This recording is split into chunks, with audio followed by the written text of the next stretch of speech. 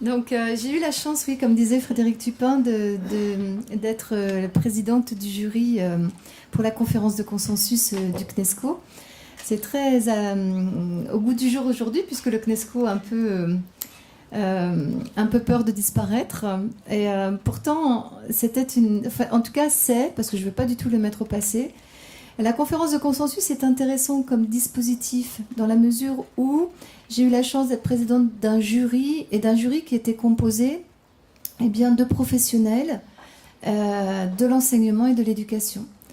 Ces professionnels pouvaient être des jeunes professeurs stagiaires, pouvaient être des professeurs titulaires, des premiers et second degrés, pouvaient être aussi des inspecteurs de l'éducation nationale, premier ou second degré. Bref, c'était vraiment des gens engagés et connaisseurs de l'école. Et ça me paraît extrêmement important pour faire des recommandations à tout un chacun, de pouvoir se baser sur l'expertise de chacun. Et donc, nous avons, pendant 2 jours, écouté 18 interventions de chercheurs qui sont toutes sur Internet. Ce diaporama, je vous le laisserai. Et dans ce diaporama, vous trouverez les liens Internet qui vous permettront d'accéder aux différents sites, ou en tout cas, il y a aussi une bibliographie, aux différents éléments dont je vais vous parler. Donc nous avons écouté très consciencieusement pendant 2 jours ces 18 chercheurs avec l'idée qu'il fallait trouver suffisamment d'éléments de consensus de manière à pouvoir les diffuser à tout un chacun. Donc c'était un gros travail, une grosse responsabilité collective aussi que nous avons essayé d'honorer. Et donc voilà, on a fait paraître de manière la plus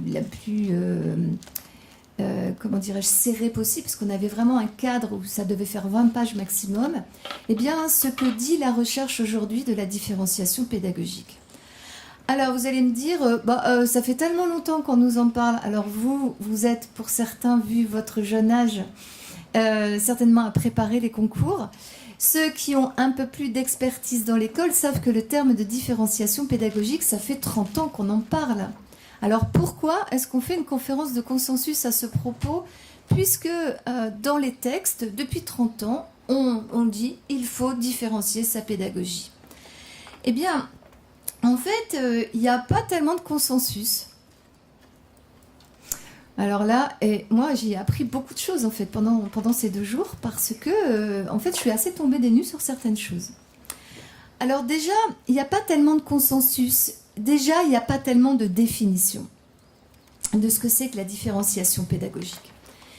Alors là, si je veux donner des grandes caractéristiques, des définitions, mais alors là c'est vraiment à grands traits, en fait déjà on peut dire qu'il y a 2 types de différenciation. Une différenciation structurelle, de structure, et une différenciation qui touche les gestes d'enseignement. Donc par exemple, une différenciation structurelle qui est très connue, qui est très interrogée, c'est le redoublement. Il y a d'ailleurs eu une conférence de consensus qui a été présidée par André Tricot et sur cette thématique du redoublement. Par exemple, donc, sur ces différenciations structurelles, il y en a grosso modo de 2 ordres. Le redoublement, qui s'avère ne pas être efficace, dit la recherche, ou qui n'est efficace qu'à court terme et pas à long terme. Et deuxième type de différenciation par les structures, qui sont les classes de niveau. On se dit souvent, on va mieux répondre aux élèves si les classes ne sont pas hétérogènes, si on va homogénéiser les groupes et surtout si on met les élèves les plus en difficulté ensemble. De cette manière-là, on va mieux les aider. La recherche montre que les classes de niveau ont un effet neutre et que même elles ont tendance à accroître les inégalités scolaires. Alors oui, les classes de niveau fonctionnent avec 5% des élèves, les 5% des élèves les plus forts. Donc ça signifie que les 95 autres pourcents ne bénéficient pas de ces classes de niveau. Donc, première chose, différenciation des structures. Redoublement et classe de niveau. Mais c'est pas ça dont on ne va pas s'intéresser à ça. Si ça vous intéresse plus particulièrement, là je vous mets un lien sur la conférence de consensus présidée par Tricot. En fait, moi, je suis là pour vous... Et nous, en fait, avec le jury, on a travaillé sur la différenciation pédagogique. Donc, sur ces gestes d'enseignement qui seraient plus favorables pour aider les élèves. Mais pourquoi différencier sa pédagogie et qu'est-ce qui pourrait soutenir, en fait, un démarrage de définition? C'est la lutte contre les inégalités scolaires et la gestion des élèves dans leur hétérogénéité. Vous voyez, inégalité scolaire et hétérogénéité, ce sont les deux termes majeurs qui vont définir en fait ce que c'est que la différenciation pédagogique. Alors pourquoi en fait on s'intéresse à cette différenciation pédagogique? Pourquoi est-ce qu'on essaie de lutter contre les inégalités scolaires? Est-ce que ça signifie que l'école développe des inégalités? Et ça grince déjà. C'est-à-dire qu'à l'école, on a tous envie, au contraire, de faire en sorte que chacun puisse apprendre au mieux dans un parcours de progression le meilleur. Et ça, c'est le but de chacun. Maintenant, si on regarde les résultats de l'école, alors mon papier, il n'est pas très joli là. Bon, c'est un papier qui relève du Monde de 2013, mais on y est toujours. Ce que je vais vous montrer, c'est qu'au milieu, j'ai mis un bâtonnet en... Enfin, le diagramme montre un bâtonnet plus rose que les autres. Et vous voyez que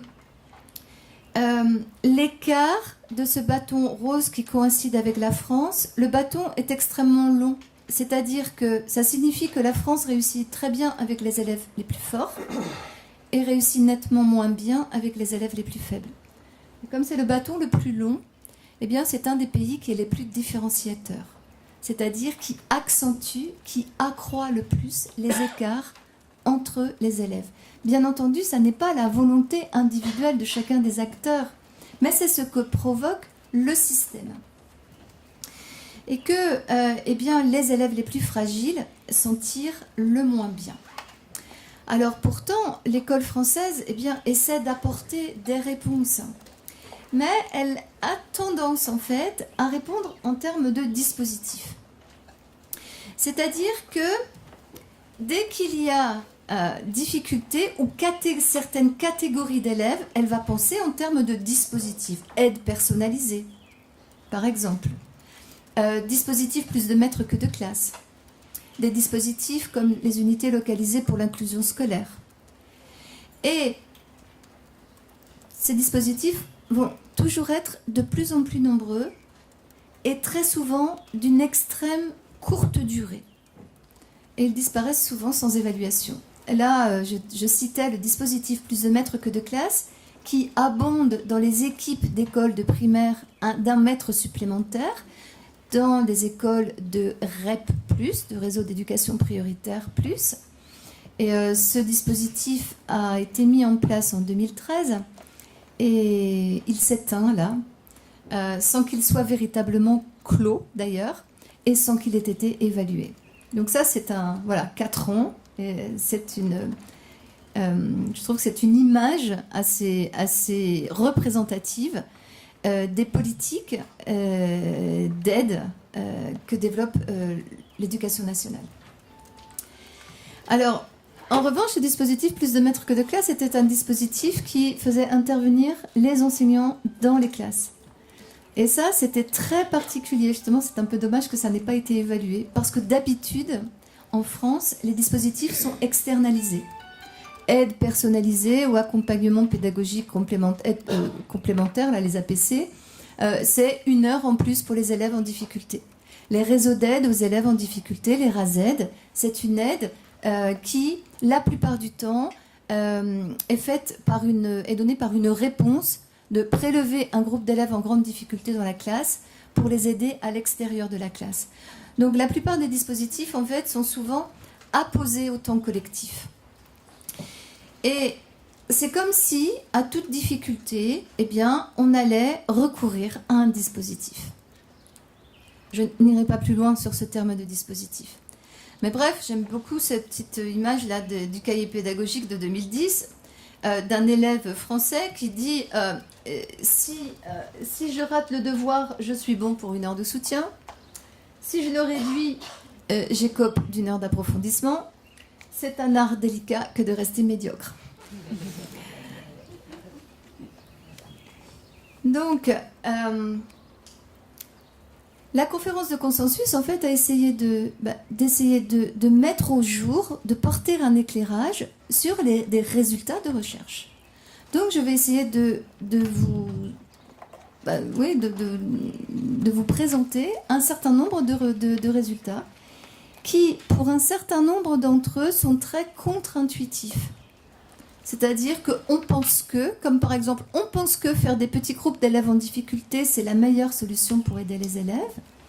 Eh bien, à certaines conditions, ça peut l'être, mais ça ne l'est pas comme un principe général.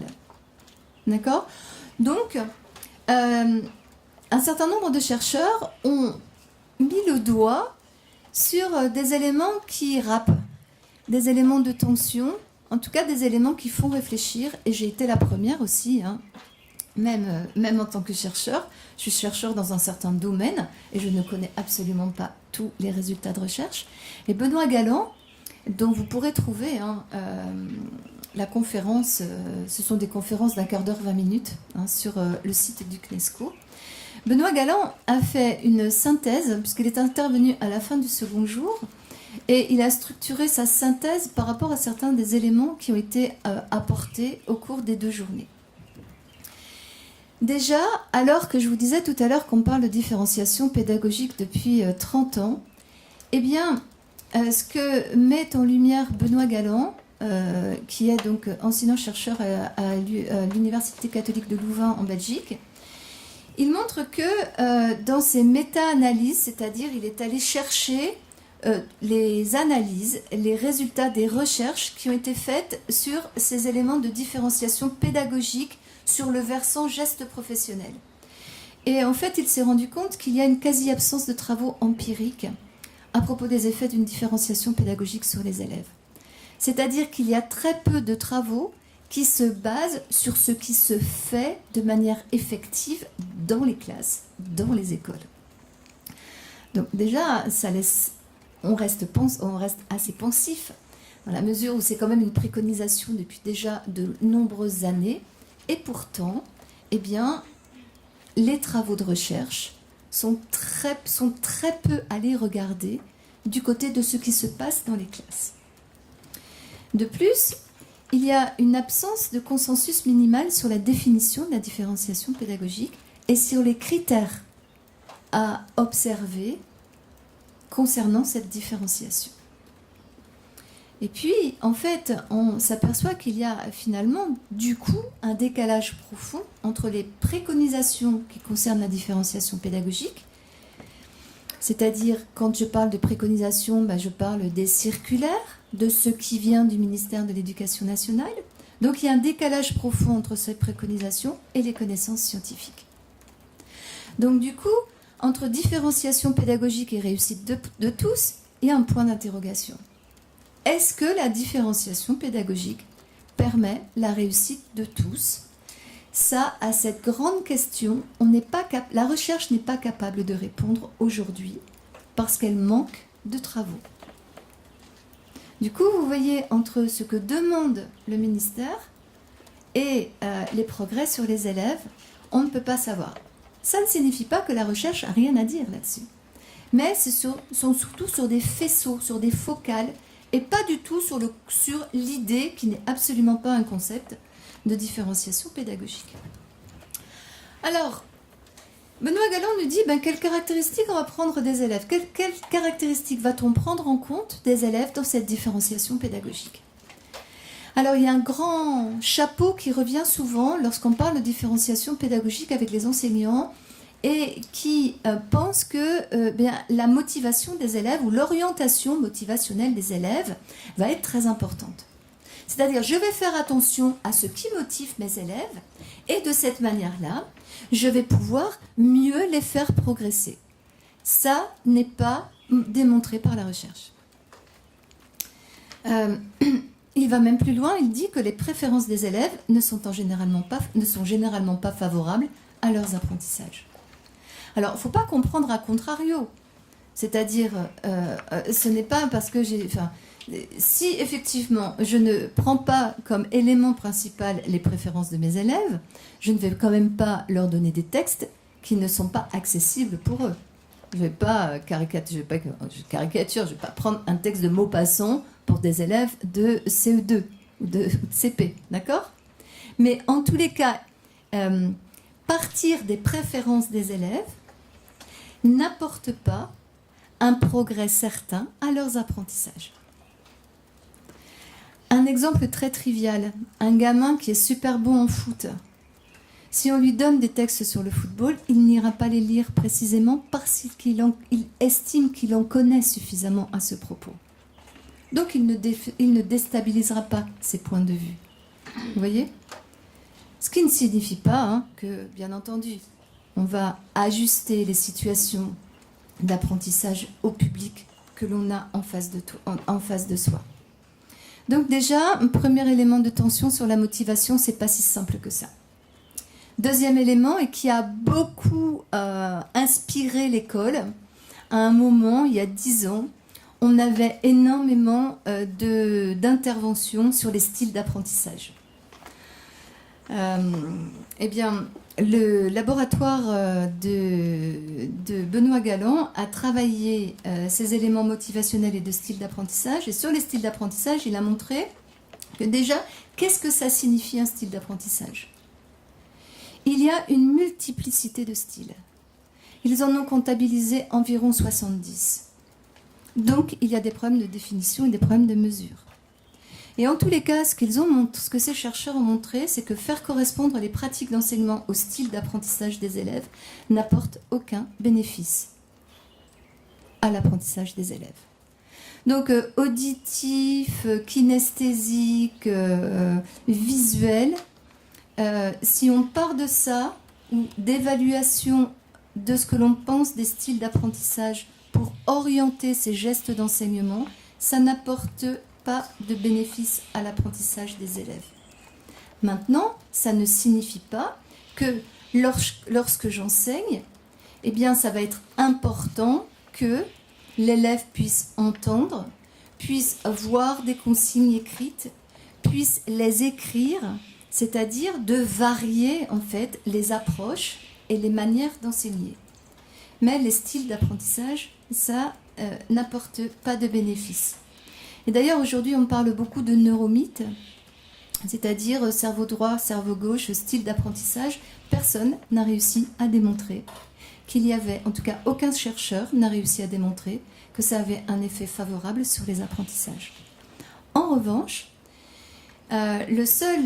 une caractéristique qui a fait ses preuves, c'est que les connaissances antérieures des élèves et se baser sur les connaissances antérieures des élèves, oui, c'est ce qui va conditionner l'effet d'une intervention pédagogique efficace.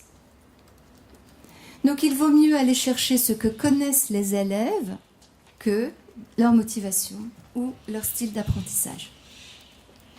Vous pouvez m'interrompre si vous trouvez que je dis des choses, c'est pas parce que vous pouvez bien entendu réagir à tout ça. En tout cas, moi, ça m'a fait beaucoup réagir parce qu'il y avait des choses que je ne connaissais pas, que je ne savais pas. Bref, sur les caractéristiques à prendre en compte chez les élèves, eh bien, ce que divers travaux de recherche montrent, ce ne sont pas tellement en fait les caractéristiques générales, c'est-à-dire psychologiques, motivationnelles et intellectuelles des élèves, qui vont être intéressantes à prendre en compte pour la différenciation pédagogique, mais plutôt des informations fines sur les savoirs des élèves, qui sont bien sûr relatifs à l'objet d'apprentissage précis que l'on souhaite faire apprendre. Et ça, ce sont les travaux de Bernard Rey ou de Sabine Kahn en Belgique également. Donc, avoir des informations fines sur les savoirs des élèves. Du coup, eh bien, qu'est-ce que l'on pourrait dire ou qu'est-ce que l'on sait sur ce qui est à prendre en considération? Mais ça, pour ceux qui sont très novices, vous le percevez peut-être. Pour ceux qui ont plus d'expérience, il n'y a rien de très nouveau sous le soleil. Mais bien, il va falloir prendre en compte des objectifs précis. c'est-à-dire des objectifs qui vont être fixés de manière concertée entre l'enseignant et les élèves, des objectifs où il va y avoir bien sûr un défi, c'est-à-dire quelque chose à apprendre, mais un défi modéré, parce que si c'est trop loin de ce que l'on sait déjà, il n'y aura pas d'apprentissage, et puis si on sait déjà, il n'y aura pas d'apprentissage non plus. Donc un défi modéré, et surtout ce qu'ont montré des résultats de recherche, c'est que ces objectifs précis doivent être atteignables à court terme. Donc de pouvoir dire à l'élève à court terme, voici ce que nous allons apprendre, et de l'exprimer de manière la plus précise possible sur un terme le plus court possible. Des objectifs généraux éloignés dans le temps ne peuvent pas aider les élèves. De dire aux élèves en début de classe de CP, la classe de CP c'est fait pour apprendre à lire, ça n'aidera jamais aucun des élèves. C'est bien des objectifs précis et atteignables à court terme. En plus des objectifs, les activités, ce que l'on sait sur les activités, c'est que l'importance pour ne pas trop différencier les résultats des élèves, c'est de diversifier les types de tâches. Et ces types de tâches, qu'elles aient une évaluation la plus précise. Des objectifs précis dans des types de tâches différenciées. Et ensuite, pour atteindre ces types de tâches, on va pouvoir varier la modalité des regroupements des élèves. Et c'est dans la diversification, dans la variation des gestes d'enseignement, que l'on va pouvoir avoir, atteindre le maximum d'élèves. Troisième point, on peut aussi offrir une autonomie concernant le choix des tâches, mais pas le niveau des tâches. On peut demander à des élèves de choisir parmi 3 exercices, mais des exercices qui ont les mêmes enjeux en termes de compétences. En revanche, si on demande aux élèves de choisir parmi 3 tâches qui ont des niveaux différents, ça, c'est une action qui va différencier les résultats scolaires des élèves. Ce qui a été montré aussi dans cette méta-analyse de recherche, c'est que un des éléments qui montre un réel progrès des apprentissages des élèves, ce sont les feedbacks. C'est-à-dire ce que le professeur renvoie aux élèves. Ces feedbacks doivent être précis. Alors je dis tout, doivent, même si c'est un mot que je n'aime pas beaucoup, mais parce que c'est les résultats des méta-analyses. Ils doivent être précis, réguliers, composés de commentaires sur les points forts et les points faibles d'une performance, plutôt que sous une forme de note. La note chiffrée n'apporte pas de commentaires sur les points forts ou les points faibles. Donc c'est mieux que la note, c'est mieux que les appréciations générales, même s'il s'agit de félicitations. Ce qui est important aussi, c'est de situer la performance de l'élève par rapport aux performances antérieures de l'élève. On est bien dans une progression. Donc de montrer à l'élève qu'il est en train de progresser. Et donc de situer cette performance par rapport aux performances antérieures de l'élève, et bien entendu à l'objectif attendu, plutôt que par rapport aux autres élèves. Et que le professeur puisse offrir des suggestions qui concernent les moyens d'amélioration. Et ces suggestions que fait le professeur à l'élève, ce feedback, doit être privé, c'est-à-dire directement à l'élève, et non pas public, et qu'il doit être couplé d'ajustements des objectifs. Alors là, sur cette diapo, c'est extrêmement concis. J'ai essayé de rendre le plus concis possible les éléments, mais elle est extrêmement dense en termes de gestes professionnels. Mais vous voyez que c'est vraiment cette attention de renvoi direct à l'élève de ce qu'il est en train de faire et de voir où il en est par rapport à ce qu'il est en train de faire.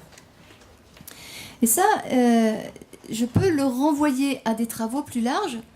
Par exemple, à des travaux sur les malentendus. Là, on est dans le laboratoire d'Escole, chez Rochex, Bautier, Là, on a une citation de Guagou, et qui est là parce qu'aujourd'hui, on parle de plus en plus d'explicitation de sa pédagogie. Et Guagou dit que dans cette citation que expliciter l'implicite, ça permet de contrer en fait les malentendus entre certains des élèves et ce qu'ils ont à faire. Et Roland Guagou dit certains enfants apprennent bien parce qu'ils maîtrisent les règles du jeu implicite de l'école. Ce sont les enfants qui sont dans les familles qui sont les plus proches de l'école. Donc ces enfants maîtrisent les règles du jeu implicite de l'école, le lien entre ce qu'on est en train de faire et ce qu'on apprend. Donc eux, ils sont dans une activité, alors que d'autres sont dans une tâche. Pour d'autres, les malentendus socio-cognitifs font rage lorsque les élèves ne comprennent pas ce qui est en jeu du point de vue cognitif, du point de vue des apprentissages, et confondent tâche scolaire et apprentissage poursuivi. Les explications de ce qu'il y a à apprendre, et pas seulement ce qu'il y a à faire, renforcent la capacité d'autorégulation et d'autonomie. Ça, vous voyez que certains enfants, lorsqu'on leur donne un exercice, ils sont dans la tâche. On leur dit de compléter un texte avec des mots, ils vont le compléter avec les mots. Pour certains, la tâche va être ils vont traduire en mettant le premier mot dans le premier trou, le second mot dans le second trou, etc. Ils sont dans une tâche. D'autres sont dans une activité, c'est-à-dire que cognitivement, ils vont essayer de comprendre quel est le mot qui est le plus ajusté à tel ou tel emplacement. Donc ils ne sont pas dans la même démarche cognitive. Et que du coup, des travaux de recherche ont montré que apprendre, c'est être dans une activité et pas dans une tâche, et d'être capable de s'auto-réguler, c'est-à-dire d'essayer de comprendre de quelle manière on va s'y prendre pour répondre à ce qui est demandé. Du coup, par rapport à ce qui vient d'être dit, eh bien, et ce qui est en rose là, ce sont des éléments c'est un copier-coller en fait des recommandations qui ont été faites par le jury.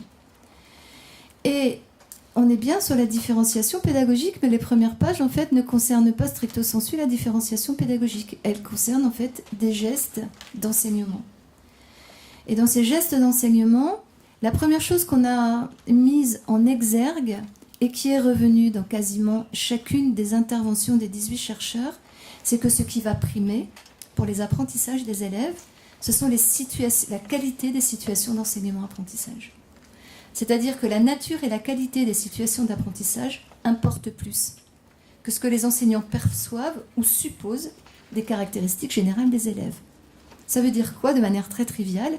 Dans un exercice, s'il n'y a rien à apprendre, personne n'y apprendra rien. Donc c'est la qualité de la situation qui va être première. C'est donc le choix de l'enseignant de cette situation d'enseignement et d'apprentissage. Ensuite, le deuxième élément qui a été très consensuel, c'est la maîtrise, la suffisamment bonne maîtrise des contenus à enseigner.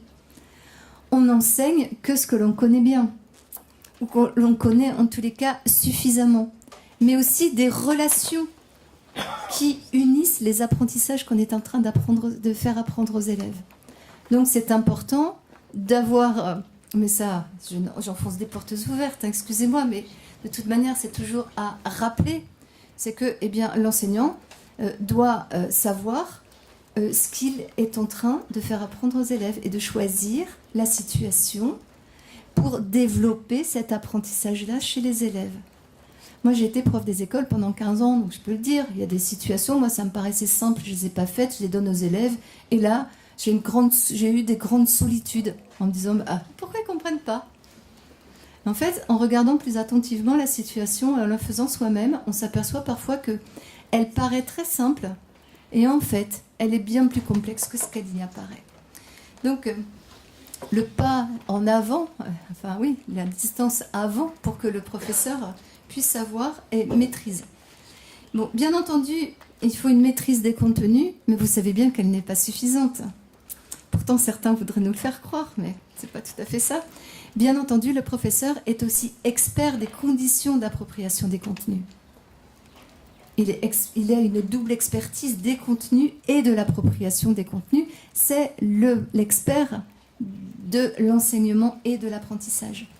Donc c'est ce qu'on a appelé la vigilance didactique, la vigilance sur ces situations qui ont l'intention de faire apprendre quelque chose à quelqu'un. Et cette vigilance didactique, chez les enseignants, elle est essentielle. Puisque, qu'est-ce que c'est qu'être un enseignant? Eh bien, c'est ajuster les activités à tous les stades de la séquence d'apprentissage. Et qu'est-ce que c'est qu'un enseignant? C'est finalement un ajusteur du quotidien. Et au sein de chacune des séances, quand on voit que ça ne marche pas, eh bien, on s'arrête, on reprend, on fait un pas de côté. Quelquefois, on se dit, on abandonne et on ferme la page et on dit, bon, on verra ça après. Et on refait autre chose. Parce que effectivement, là est aussi l'expertise de l'enseignant et du professionnel. Donc, vous voyez, on est parti de recommandations extrêmement larges sur les situations, sur la bonne connaissance des contenus et des conditions d'appropriation. On est parti aussi sur des principes généraux pour faire progresser tous les élèves. Et là aussi, on enfonce des portes ouvertes, mais il faut les écrire noir sur blanc. Bon, même si c'est en rose là, mais... il va falloir construire un rapport adéquat entre l'élève et l'école. Et ça, plus les élèves ont un rapport distant à l'école parce que leurs familles leur ont appris plein de choses, mais des choses qui ne sont pas tout à fait comme à l'école, si l'élève n'a pas de rapport adéquat, eh bien, ça ne marche pas. Un exemple. Situation problème en fin de CE2. C'est un exemple effectif, enfin vrai quoi. 3 maîtres se partagent équitablement un paquet de 25 stylos pour leur classe.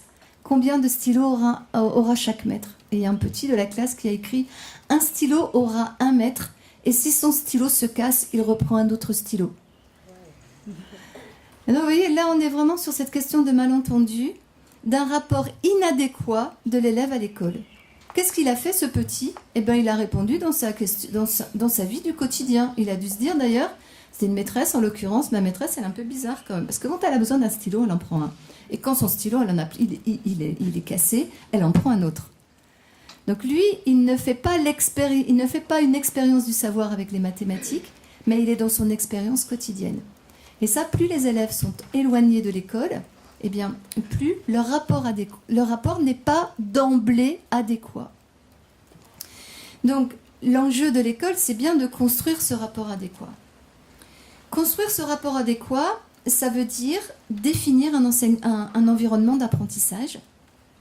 Et plus cet environnement d'apprentissage sera structuré par des objectifs précis, avec des aides et des repérages stables, plus on construira un rapport adéquat entre l'élève et l'école. C'est ce que je vous ai dit dans les diapos précédents. Un objectif précis et des aménagements de la situation. Et le troisième point qu'on a conservé, c'est c'est planifier un temps d'apprentissage qui est ajusté à l'élève. Alors, on a mis au rythme des élèves dans le sens, il faut un temps d'exposition suffisamment long. C'est-à-dire que si on évalue une situation, bon, là c'est en off. Là, vous voyez, il y a eu des nouvelles évaluations CP. On est en train de nous dire, il y a tant de pourcentage d'élèves qui n'ont pas de lecture suffisamment fluide, etc. En maths, c'est pareil, etc. Sauf que on était au mois de septembre et qu'on peut envisager que ces objectifs-là, ils sont à atteindre en fin d'année. Donc, on peut déceler de la difficulté là où il n'y en a pas. Donc, pour évaluer quelque chose, il faut que les élèves aient eu suffisamment de temps d'exposition à l'apprentissage. Et à ce moment-là, on peut l'évaluer. Maintenant, ce que les recherches ont montré, c'est qu'il faut suffisamment de temps, d'exposition de temps à l'apprentissage, mais pas trop. Parce que sinon, pour certains élèves, leur CP, ça va se réduire à apprendre 11, 12, 13, 14, 15, 16, à nommer en fait cette succession de nombres qui n'ont pas les mots nombres. On aurait dû dire 10-1, 10-2, 10-3. Non, ils ont un autre nom. Donc on pourrait attendre toute l'année pour que certains élèves puissent les dire. Donc c'est pas la peine. Ils y arriveront, mais on va quand même passer à d'autres objets d'apprentissage. Sinon, on ne pourra pas leur faire apprendre autre chose. Donc 3 points sur ces principes généraux. Du coup, ensuite, j'ai sélectionné. Alors, n'y voyez pas comment dirais-je, d'abord, les travaux que nous a présentés Benoît Galland, ce sont des méta-analyses. Donc, c'est pas les travaux de Benoît Galland, c'est l'intervention de Benoît Galland. Là, il y a l'intervention de Michel Grandjat qui aussi fait avancer en fait mon propos.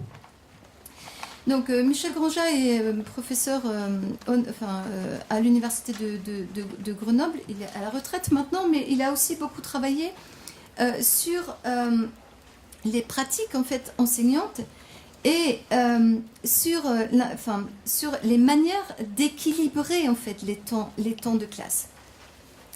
Parce que qu'est-ce que c'est que diversifier? Qu'est-ce que c'est que différencier? Différencier, très souvent, on a tendance à penser à l'individualisation. Donc ça, c'est un autre élément, c'est-à-dire qui est revenu sans cesse dans la conférence de consensus. Différencier, ça n'est pas individualiser. Différencier, c'est conserver le collectif. Mais de quelle manière est-ce qu'on peut conserver le collectif? Du coup, Michel Grandjat, la réponse qu'il a apportée à partir de ses travaux et d'autres, c'est de dire que si l'on veut que les élèves progressent, et là je vous renvoie aussi aux premières diapositives de ce diaporama, l'idée c'est de rendre visibles les processus implicites qui sous-tendent l'enseignement. Du coup, vous voyez qu'il peut y avoir à différents moments de la séance des moments où cet enseignement se devra d'être suffisamment explicite pour les élèves. Mais ça peut être avant, au début, tout au long ou à la fin. Donc vous voyez, c'est un processus qui n'est pas à un moment donné. Avant, c'est-à-dire qu'il vaut mieux que les élèves aient une idée claire des compétences qui sont visées, des critères pour les identifier et des difficultés possibles. C'est-à-dire de les désigner. Si mes 3 maîtres qui se partagent un paquet de 25 stylos pour leur classe, si il y avait une négociation en amont, en disant aux élèves, ça veut dire quoi en fait tout ça? Ah bah oui, il y a des maîtres, ils sont 3, alors ils partagent des crayons. Alors il y a un qui aurait pu dire, non, ils partagent un paquet.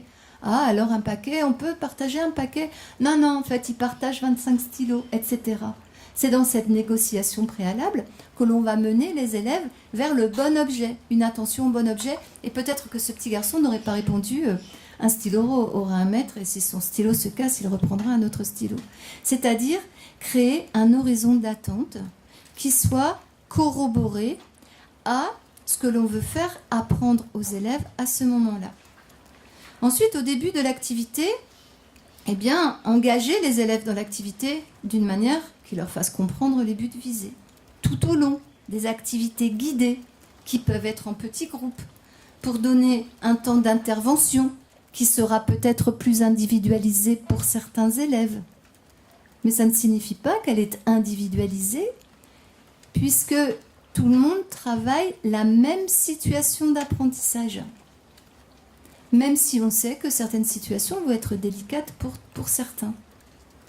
Mais vous voyez que ça décharge du coup l'enseignant, si les élèves savent à quoi s'attendre, la plupart des élèves vont pouvoir s'engager dans le travail et l'enseignant aura le plus de temps pour attribuer de l'attention aux élèves les plus fragiles. Et à la fin, et c'est ce que, en tout cas, Denis Butlen, qui est professeur des universités en didactique des mathématiques, a pointé aussi au cours de la conférence de consensus, c'est qu'il faut une phase de clôture. Une phase qu'on appelle celle d'institutionnalisation. Ceux qui sont à l'ESP ont déjà dû entendre parler de ce mot-là. C'est-à-dire, on dit ce qu'on a appris, on rend public ce qu'on a appris, et donc ce qui a un statut de ce que l'on sait maintenant. Et cette phase de clôture d'institutionnalisation, elle va être importante parce qu'elle va permettre ensuite une pratique de plus en plus indépendante où l'élève va tester sa maîtrise des compétences. Donc ça signifie que c'est jamais terminé, on va donner des exercices de consolidation. Certains n'en auront pas besoin de beaucoup et pourront passer à autre chose, alors que d'autres vont avoir besoin de plusieurs exercices de consolidation pour fixer en fait ces éléments qui ont été institutionnalisés dans la classe. Donc, ces éléments, en fait, ont été dans différentes analyses faites par des chercheurs. C'est une démarche qui est la plus documentée par la recherche. Cet enseignement explicite à différents temps de la séance ou de la séquence d'apprentissage. Du coup, du côté des pratiques enseignantes, eh bien, donc ce qui est rose, c'est ce qu'on trouve hein, dans la, comment dirais-je, dans le document hein, qu'on a écrit. Et là aussi, on enfonce des portes ouvertes, mais on a osé les écrire. Les élèves apprennent parce qu'ils sont confrontés à ce qu'ils ne savent pas, à du nouveau. Mais ils doivent avoir un appui suffisant sur des connaissances qui sont déjà là. Si je vous donne un texte en chinois, sauf ceux qui ont déjà ceux qui connaissent le chinois, là, ceux-là, on leur donnera un texte dans une autre langue, non alphabétique, enfin avec pas notre alphabet. Si vous n'avez jamais fait de chinois, je vous donne un texte en chinois et je vous dis, bon bah allez-y. Bon allez, je vous laisse une demi-heure. Dans une demi-heure, je vais vous retrouver dans le même état que là. Dans 3 heures, je vais retrouver dans le même état que là, où généralement je ne vais pas vous retrouver du tout, parce que vous serez partis, et j'espère pour vous. C'est-à-dire, s'il y a trop de nouveau, il n'y a rien à apprendre. C'est trop loin de ce que je sais. Mais s'il n'y a que de l'ancien, il n'y a rien à apprendre non plus. Et ça, ce qui a été montré par diverses recherches, c'est que plus les élèves sont en difficulté, plus on réduit les nouveautés à apprendre. Et donc, ce sont les élèves qui, généralement, ont le moins d'expérience avec des savoirs nouveaux. Du coup, ça creuse les écarts. Du coup, en fait, si on reprend ces travaux de Granger, si on reprend d'autres éléments dont je vous ai déjà parlé, quand on parle de dispositif, souvent on parle de dispositif de remédiation. C'est-à-dire, on fait d'abord la séance en classe, ici, puis ensuite, on met un groupe d'aide avec les élèves qui n'ont pas compris, qui n'ont pas réussi. Pourquoi est-ce qu'on n'inverserait pas? Alors, je ne parle pas de pédagogie inversée, hein, parce que c'est encore autre chose.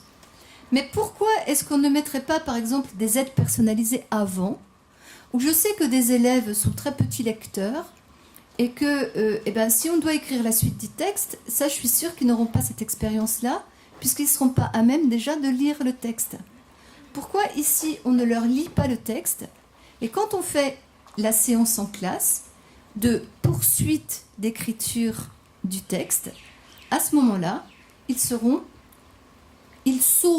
ce qui est dans le texte, ils auront compris ce qui se raconte dans le texte, et ils seront à même de faire ce qui existe. Parce que si je commence par leur donner le texte au même titre que les autres dans la classe, eh bien, pendant les 45 minutes de la séance, ils ne pourront rien faire. Et je vais penser que pendant les 10 minutes d'aide qui me restent à un moment donné, ou le quart d'heure d'aide, je vais pouvoir les aider à compenser le travail qui n'aura pas été fait pendant 45 minutes avec des élèves fragiles. Ce n'est même pas envisageable. Donc, du côté des pratiques enseignantes, eh bien, on continue.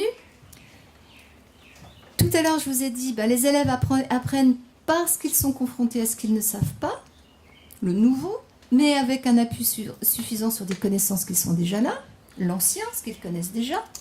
Alors, ça permet de garantir des objectifs ambitieux à tous. Tout le monde peut produire à ce moment-là la suite du texte. Et du coup, d'accorder une primeur au collectif qui est la classe, tout en prenant soin, bien entendu, à des relations personnalisées pour les élèves qui ont le plus de difficultés. Ça permet de conserver tous les élèves dans le temps des apprentissages collectifs de la classe. Alors, ne me faites pas dire ce que je n'ai pas dit. Ça ne signifie en rien qu'à certains moments, on n'aura pas besoin de constituer des groupes avec des élèves qui ont des difficultés massives. Mais de leur permettre à tous de fréquenter au plus les situations collectives de la classe. C'est ainsi que les élèves progressent, même si c'est quelque part contre-intuitif dans nos expériences d'enseignants. Et ça, je reviens sur les résultats des travaux de la conférence de consensus sur le redoublement et les classes de niveau. Là, sur les classes de niveau, c'est ce que je vous disais au tout début, les classes de niveau homogènes faibles sont les classes qui font progresser le moins les élèves et qui les dissocient le plus des apprentissages des autres élèves.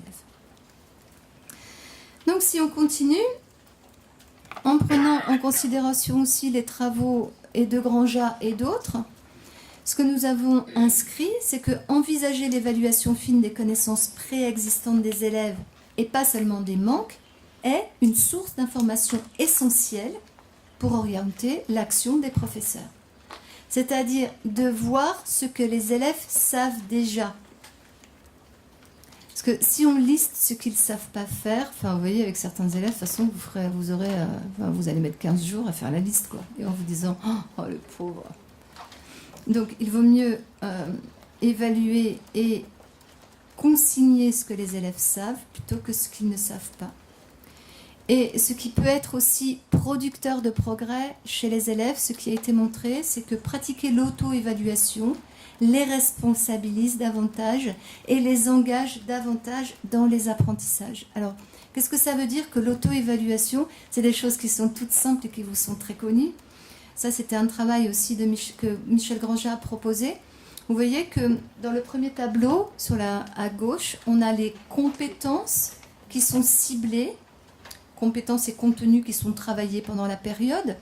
Mais les compétences, ça ne renvoie à rien. C'est des très très grands chapeaux. Repérer et placer des fractions sur une demi-droite graduée et adaptée, vous voyez bien, on est comme sur un grand chapeau. Donc à droite, il va falloir répertorier avec les élèves ou avec certains élèves, on ne le fait pas avec tous, les activités qui ont été réalisées pour faire le lien entre la compétence et l'activité réalisée. Parce que certains élèves, vous savez, les malentendus, quand vous faites, vous travaillez un texte avec des questions et à la fin vous demandez aux élèves, alors qu'est-ce qu'on a fait? Et là vous vous effondrez complètement parce qu'il y a certains qui vous ont dit, oh ben on a regardé un truc sur les pingouins.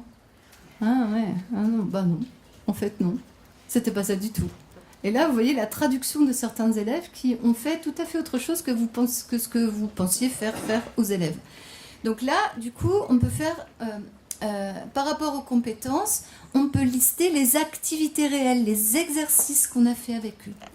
Et ce que Michel Granja dit d'intéressant avec les élèves, et bien sûr, ça ne marche pas avec tous, sinon ça saurait, hein. Mais en tout cas, de les entraîner, et ça ne peut pas se faire qu'une seule fois, c'est un entraînement, c'est-à-dire un rituel quelque part, sur l'élève, est-ce qu'il pense réussir? Et pas du tout, un peu, presque tout, et tout à fait.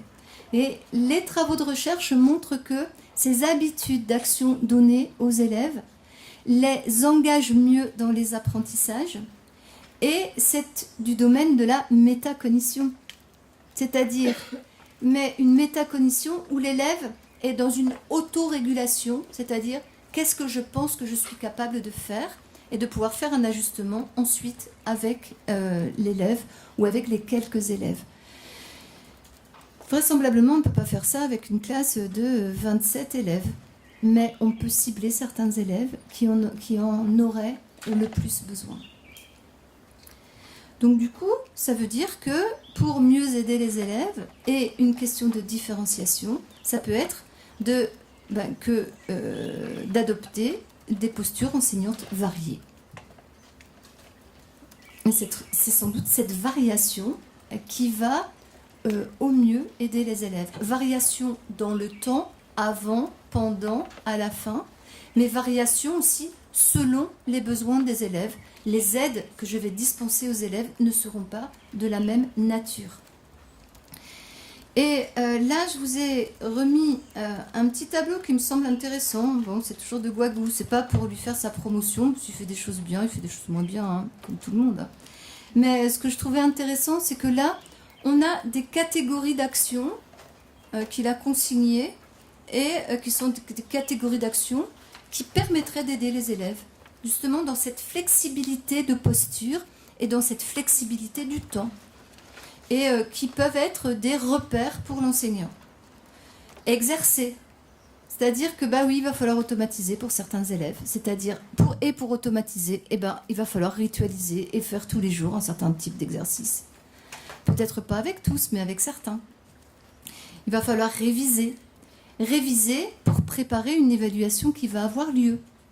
Souvent, on se dit, ah non, on va surtout rien faire avant, puis on va les évaluer, et on va voir ce qu'on va faire pour les évaluer. Là, oui, vous évaluez les forts, mais vous n'évaluez pas les faibles. C'est-à-dire, vous ne vous assurez pas de ce qu'ils savent vraiment. Donc, il faut les mettre en situation suffisamment confortable pour pouvoir les évaluer.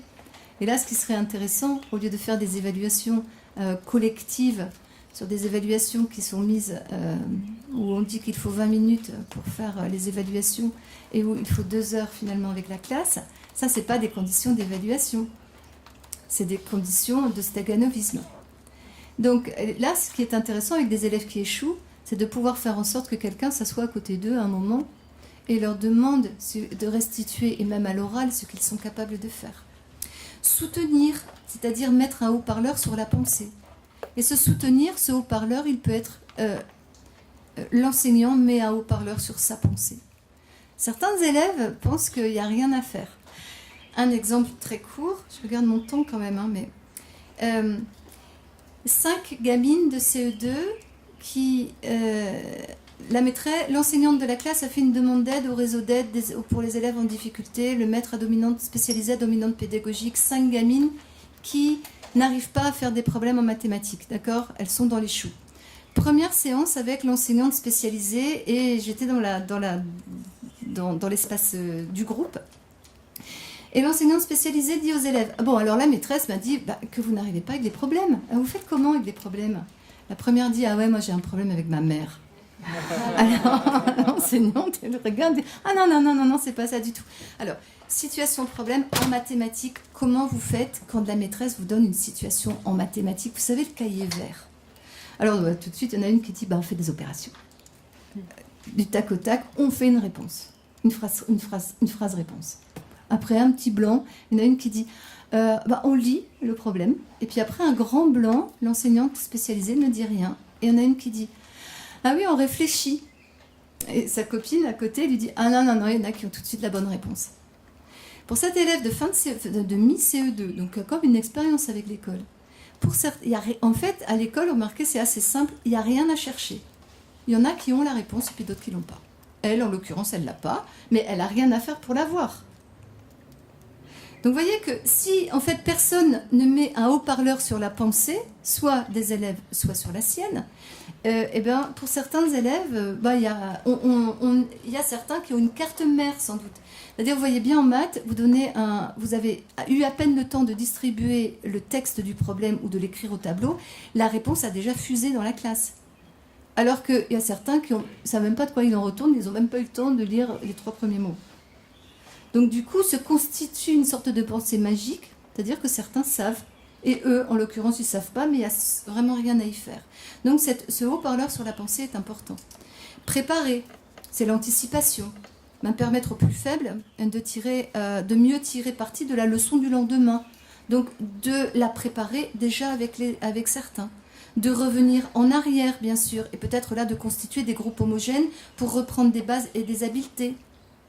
Alors Guabou, dans Compenser, moi j'ai mis sa diapo, il dit « Enseigner la compréhension des textes écrits pour éviter que les élèves en restent à des stratégies de surface. » Donc compenser par des stratégies pour les élèves.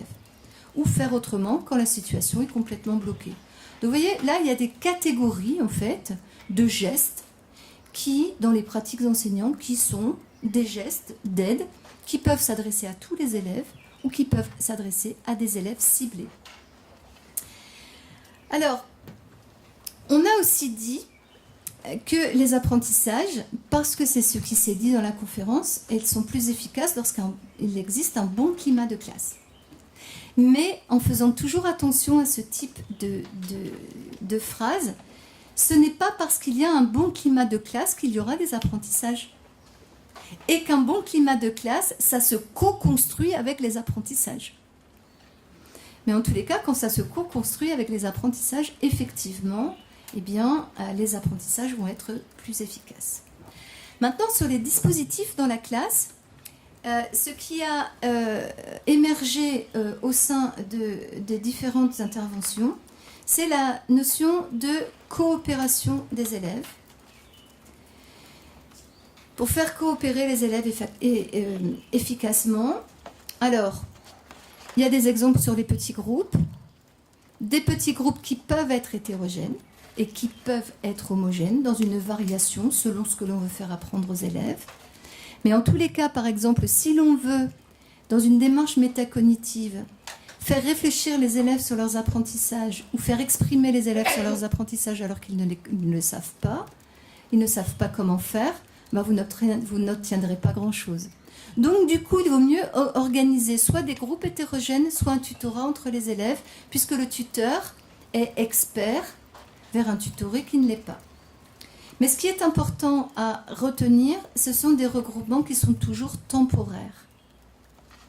Sinon, on crée des filières. Et ces filières, je vous l'ai dit, dans la différenciation structurelle, n'apportent pas de progrès chez les élèves.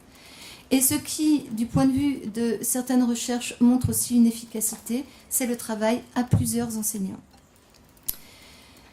Donc, pour faire coopérer les élèves, vous trouvez les travaux de Céline Bux, par exemple, de l'Université de Genève, qui travaille sur la coopération.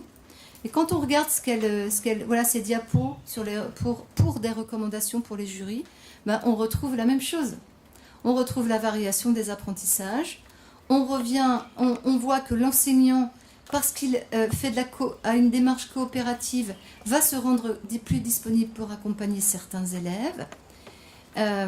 Et donc ça va permettre de faire coopérer les élèves plus efficacement par un tutorat. Et que eh bien, ces dispositifs d'apprentissage entre pairs, ce qui va être important, c'est qu'ils permettent de garantir des objectifs communs à tous, même si on sait que certains, ça va être plus difficile pour eux, mais le tuteur va pouvoir les engager dans les apprentissages et qui vont donner l'occasion aussi, ce travail coopératif, ça va donner l'occasion à l'enseignant d'adopter des postures variées puisque ça semble un élément pertinent pour les progrès des élèves. Donc, explicitation des objectifs, observation, accompagnement, régulation, institutionnalisation seront des temps plus faciles à mettre en place et ça va amener des élèves à expliciter leur cheminement. Donc, pour les tutorats, ce qui a été montré du point de vue de la recherche, c'est que c'est efficace pour tous les tuteurs. Donc 100% des élèves les plus forts améliorent leurs compétences. À certaines conditions, ça va améliorer les compétences des élèves les tutorés, c'est-à-dire les élèves les moins forts. À la condition que, eh bien, il y ait les tuteurs soient formés et que les instances de tutorat soient fréquentes et suffisamment régulières. Un autre point, co-intervenir et co-enseigner dans certains cas, eh bien, vont aussi apporter, sous certaines conditions, des avantages et des progrès pour les élèves. Alors, dans les textes, on dit la co-intervention. Rassurez-vous, la co-intervention, ça n'existe pas. Il y a plein de modalités. On en a dans le dispositif plus de maîtres que de classe et dans le comité national de suivi dont j'ai fait partie. On est parti de travaux anglo-américains, de Friends and Cook, et on a rajouté aussi celle de co-présence, celle du milieu. Donc là, en fait, à gauche, on a appelé le co-enseignement quand les deux enseignants sont dans la même classe au même moment, donc le même espace, sur les mêmes enjeux d'apprentissage. Et notre tableau n'est pas terrible parce qu'en fait, ce n'est pas des cases. C'est-à-dire que quand on co-enseigne, quand on est à deux dans la classe, ce sont des modalités, ces 4 modalités, on les emploie à certains moments. Les deux exposent la situation. Pendant que l'un expose la situation, l'autre passe dans les rangs. À certains moments, les deux enseignants passent dans les rangs. À certains moments, il y en a un qui est plus en position d'observateur que les autres. Les 3 autres modalités, on les a nommées co-intervention, c'est-à-dire que là, le lieu n'est pas systématiquement le même et les objets d'apprentissage peuvent être différents. mais là aussi, ça n'a rien de révolutionnaire. Il y a le travail en atelier, qui est un travail qui est fort expérimenté dans les classes. Vous voyez là, un enseignant avec chaque atelier, un atelier en autonomie. On peut faire aussi le choix d'un enseignement avec un groupe différencié. Il y a un enseignant avec un petit groupe d'élèves ciblés et un autre enseignant avec le reste des élèves. Ou on peut faire un enseignement en parallèle, c'est-à-dire on divise la classe en deux. Vous voyez, il y a des modalités qui passent d'un co-enseignement à une co-intervention. Maintenant, les travaux qui sont menés par exemple par quelqu'un comme Philippe Tremblay, qui est professeur à l'Université de Québec à Laval, montrent que le co-enseignement a des éléments qui permettent de mieux faire avancer les élèves. Alors très rapidement, je vais vous montrer une classe de 6e de collège. 2 enseignants, professeurs de mathématiques. L'un est professeur de mathématiques de cette classe et l'autre est professeur de mathématiques de collège, mais pendant 1 heure, il co-intervient, il co-enseigne avec sa collègue. Donc c'est la femme avec le en rouge là, qui est la professeure attitrée de cette classe. Donc vous voyez que là, c'est la professeure qui mène. Le professeur, il est là, il est en train de préparer les photocopies. Donc pendant que la professeure donne les instructions sur ce qu'il va falloir faire, l'autre professeur va se charger de donner les copies. À un certain moment, le professeur prend le relais. Il a observé des obstacles, il prend le relais et il explique. Et vous voyez que pendant ce temps-là, la professeure écrit des choses au tableau, ce qu'elle ne serait pas à même de faire si elle était toute seule. Parce que c'est important dans ce collège de Pantin en REP+, d'être face qu'un des professeurs et les élèves face à lui. Et pendant que le professeur continue à expliquer, vous voyez qu'il y a un va-et-vient du regard de la professeure titulaire entre ce que le professeur écrit et ce qu'elle dit aux élèves. Et là, on voit les regards sur l'ensemble du groupe. Là, ça permet, pendant que un des professeurs continue, ça permet à la professeure titulaire, le responsable de cette classe, de répondre directement à un élève qui lève le doigt et de ne pas laisser la réponse en suspens. Et du coup, là, la professeure de la classe reprend la main, pendant que l'autre professeur fait le tour des groupes. Il existe des micro-moments où les 2 professeurs réajustent leur intervention. Et ça permet des actions directes auprès des élèves, chacun sur des îlots. Et du coup, des interventions qui vont être plus individuelles quand on se rend compte que certains élèves pataugent. Voilà, ça n'est pas la réponse, c'est une réponse qui peut être efficace. Maintenant, la dernière question que je voulais voir avec vous, c'est la question que l'on rencontre souvent, qu'est-ce que c'est que tenir compte des différences des élèves? Ça signifie quoi exactement? Et là, on a trouvé un certain nombre de réponses dans plusieurs des interventions, mais j'ai conservé celle d'André Tricot parce que les diapos sont très explicites. On dit souvent, ce qu'on fait pour les élèves les plus en difficulté, ça aide tout le monde. Maintenant, à certains moments, eh bien, il vaut mieux différencier justement les aides ou différencier les manières de rentrer dans la situation. Si on donne une situation problème, cette situation problème peut être en français, peut être en mathématiques, peut être en sciences, etc. C'est-à-dire, il y a un obstacle. Eh bien, à droite, il a fait la colonne pour les bons élèves, à gauche pour les élèves les plus en difficulté. Eh bien, cette situation problème, eh bien, on va donner aux élèves forts, on va la donner la situation à résoudre. Ils vont la résoudre tout seuls. Elle représente un obstacle, mais ils sont à même de franchir cet obstacle.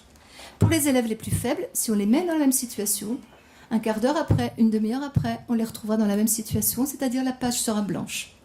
Du coup, ce que propose André Tricot et qui a été validé via les preuves scientifiques, via 2 thèses qu'il a encadrées, c'est qu'il vaut mieux donner à l'élève faible le problème déjà résolu et de lui demander d'étudier la solution. Donc, mon petit, là, avec les crayons, eh bien, 3 professeurs se partagent 25 stylos, je lui donne la solution. Chaque professeur aura 8 stylos et il restera un stylo.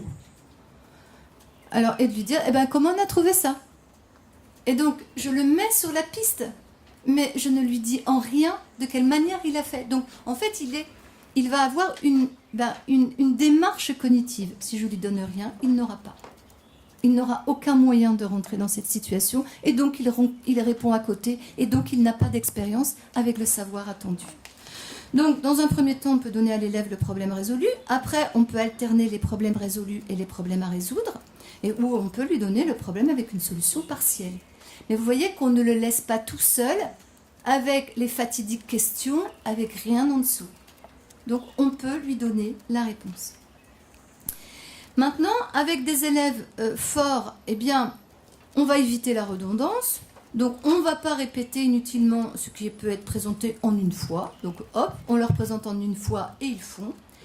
Avec les élèves les plus en difficulté, eh bien, il va falloir avoir certaines différenciations. On va avoir déjà des questions de forme et de format. On va essayer d'intégrer physiquement les informations que l'élève devra mettre en relation mentalement. Souvent en maths, on a en géométrie, on a le texte et on a la figure. Et donc, il faut aller prélever dans le texte les informations nécessaires pour répondre à la figure.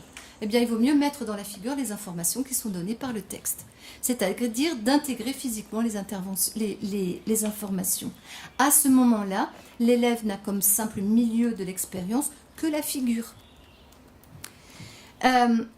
Ce qu'ont montré des travaux d'André Tricot et d'autres psychologues cognitivistes, c'est qu'il faut éliminer les informations inutiles ou décoratives. Et là, André Tricot nous a fait part d'une thèse qu'il a encadrée très récemment, bien sûr, les manuels scolaires, qui sont des pièges pour les élèves les plus en difficulté. Il y a trop d'informations décoratives ou trop d'informations inutiles. Ça revient aussi sur certaines stratégies qui ont été prônées il y a 10 ou 15 ans, où on disait qu'il était important de donner aux élèves des situations de problème, où il y avait trop de données, des données dont on n'avait pas besoin, et d'éliminer les données dont on n'a pas besoin. Et là, ça a été très clair, ça ne sert à rien. On ne donne que les données nécessaires au problème. Et puis, le troisième élément, c'est de présenter les sources d'informations que l'élève devra mettre en relation dans des modalités différentes. Et là, on y revient, varier sa posture, dire, faire lire, le maître lit lui-même. Il montre toutes ces démarches visuelles. Maintenant, une chose que je ne savais pas et qu'André Tricot a dit, c'est que, par exemple, en SVT, si on commence par montrer, on se dit, tiens, pour la motivation des élèves, tout ça, on va d'abord leur montrer une expérience faite et on leur montre un film par exemple, et André Tricot dit que ça ne sert à rien en début de séance. Ça peut servir à la fin en institutionnalisation. Mais ceux qui sont déjà éloignés, ils vont voir ça et ils vont voir le film, ça ne représentera rien pour eux. Pour les élèves forts, oui, mais pas pour les élèves faibles. Donc, un autre élément, pour les élèves forts, on présente le tout d'emblée plutôt que les parties. En revanche, si l'information est complexe, pour les élèves les plus faibles, on va les présenter par parties, mais sans oublier de relier les parties entre elles. Sinon, ils vont avoir une information qui est très morcelée et ne comprendront pas qu'il y a des liens entre les parties. Et puis, ça aussi, ça me semble extrêmement important, c'est que les élèves forts, on peut leur demander d'expliciter ou de s'auto-expliquer les relations les plus importantes. Ça pour les élèves forts. Les élèves faibles, ils ne savent pas faire. Donc si on leur demande comment tu as fait, ils vont répondre c'est à peu près ça quoi. J'ai fait. Oui, mais bon. En fait, les élèves faibles, ils ne peuvent pas expliciter ce qu'ils ont fait, ou difficilement. En tous les cas, ils ne peuvent pas se l'auto-expliquer. Donc, pour les élèves faibles, il va falloir leur demander de mémoriser les relations les plus importantes. Donc là, il y a un fort travail du professeur pour structurer la procédure et leur demander de mémoriser les points forts avant d'être capable de pouvoir les expliquer. Donc vous voyez, toutes les questions de métacognition, la métacognition c'est possible avec les élèves forts.